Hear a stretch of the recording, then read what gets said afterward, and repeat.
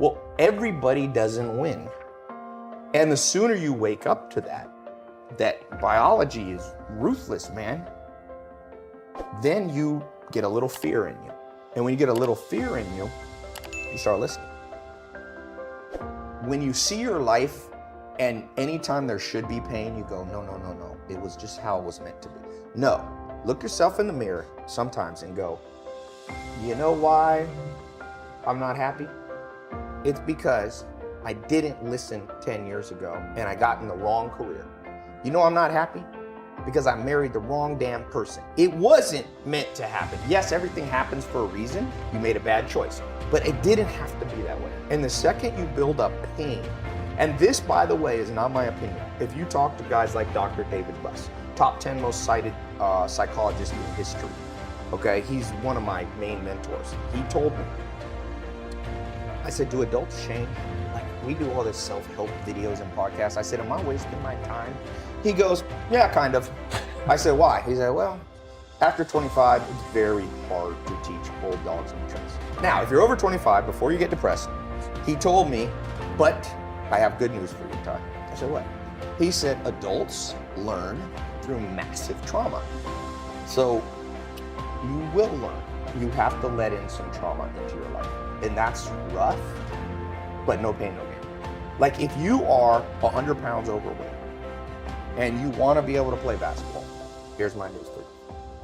Everything happened for a reason. You got fat because you ate too much and you didn't exercise. So welcome to the gym. And the first year is going to be hell, but that pain hopefully will reprogram your brain. And every time you want to eat that nasty thing, go, wait, I don't want to go through that pain.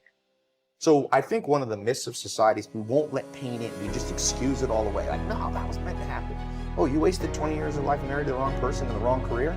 No, it was meant to happen. Where's the people who go, you fucked up, dude. You wasted 20 years and you will never get it back. You better go in your room and cry. And the truth is, you only learn as an adult. Unfortunately, most people can only change their massive trauma.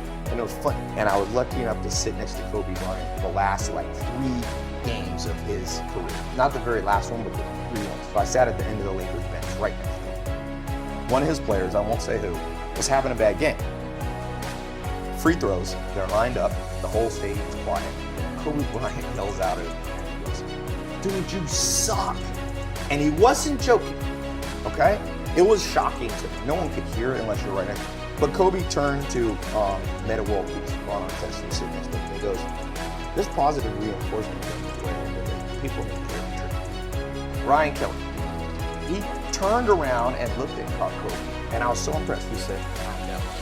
He literally sat down and said, yep, I've lost this game. And I kid you not, the rest of the game, he excelled. He scored like 10, 12 points off the bench after that. And I was like, see, this Kobe guy gets it. He's a winner. You can't always just bring pleasure and pat everybody. Oh, he didn't say, yo, Kelly, you're kind of not playing well, but you know, it's all happening for a reason, buddy. Relax, no pressure. He just said, dude, you suck. It was like that. And I'm just going, okay, this is the real Kobe. Narcissism is a protection mechanism, right? So your mind wants to tell you you're amazing.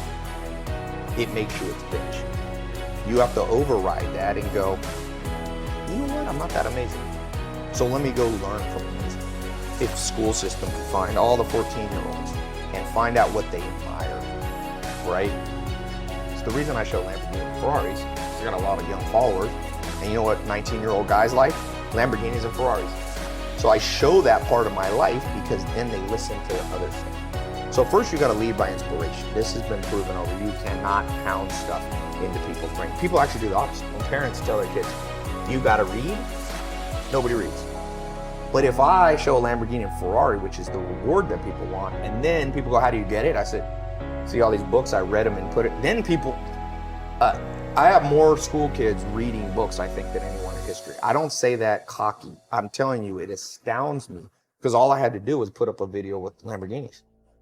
And so being the bitch of your own brain, the way you learn not to be, the easiest way is to be around people who aren't the bitch of their own brain. So every day, for example, when you have breakfast at 6 in the morning on a farm, he writes out an organized thing on what he wants to do for the day. When you're the bitch of your brain, you go, I'm just gonna freewheel this day. It's very hard to be organized. Dogs aren't organized. You ever see your dog organizing day? So if you wanna, you can either act on the animal side, which is just a wing life, or you can operate from a sense of logic and duty. And so I learned somewhat, I'm not even as good as Joel, to not be the bitch of my mind by just being around him. And so that's the best way. Find somebody that you look at them and you go, this is a person of discipline, motivation, self-motivation. They don't need external motivation. They're motivated from within, and spend all the time you can around them. You know, like someone wants to learn from you, I tell people, go walk up to Tom or a company like this and say, yo, I'll work for you for free for years if it need be, because I need to be around. It's cumulative hours. Arnold Schwarzenegger, in his book, one of the great autobiographies, in my opinion, Total Recall, he has this principle, it's called reps and sets. He said, if you want muscles, it's reps and sets. Hours in the gym. And some people, you know, there's a lot of books now on here's how you can work out 15 minutes a day. No, you can't. You're never gonna look like Arnold Schwarzenegger if you work out 15. I don't care what biohacking crap you do. Please spare us. Let's return to common sense. You want to be Arnold? You got to do what Arnold did. In the same way, if you want to learn from mentors, if you think 5 minutes with a mentor will be enough, you don't understand how deeply rooted your wired circuitry is. You got to rewire it, and it takes reps. Instead of reps and sets, it takes hours and days, or days. And so I think that if you're young watching this, don't try to become a millionaire too young. Because what you should do when you're young is work on the circuitry part.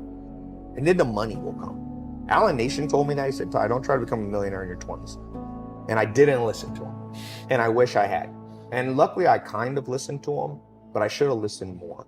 And so if you could take those formative years and just go on the adventure of life. That's why I went to India and a leper colony and went and lived with the Amish, because I was like, Amish, all the good stuff you have, reprogram my brain.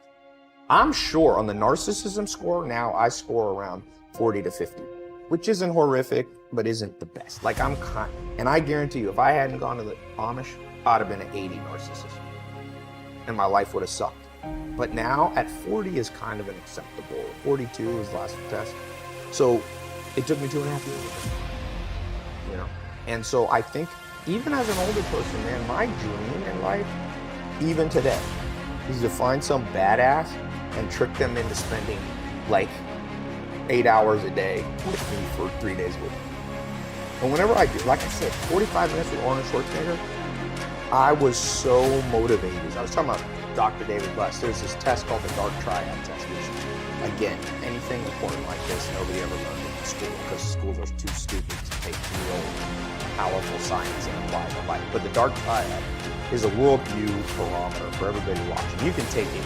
There's a different free Dark Triad test online. It tests for 3 main traits, negative qualities: narcissism, Machiavellianism, and psychotic. And I personally tested thousands and thousands of people. It's the most accurate test. And what happens in narcissism, okay, one of the symptoms of a narcissist, it's not just like, ooh, I like to look in the mirror, right? That's what we think about something. One of the classic symptoms is very thin skin. They're always offended. If you have a friend that anything you say constructively, they fall apart, it's almost always narcissism. Even if they're introverted, there's multiple forms. There's introverted narcissism, extroverted, exploitative, all these different sub-facets of narcissism. But we live in a society that's very narcissistic. You're told like, oh, everybody's a winner. No, not everybody's a winner. That's like saying everybody's blonde. There's a definition of what blonde is. Blonde is like this yellowish hair. So you lose meaning when you start going, everybody's blonde. Well, everybody doesn't win. And the sooner you wake up to that biology is ruthless, man, then you get a little fear in you. And when you get a little fear in you, you start listening. Because if you're truly afraid, you listen. Let a little fear come in and drive you and motivate you.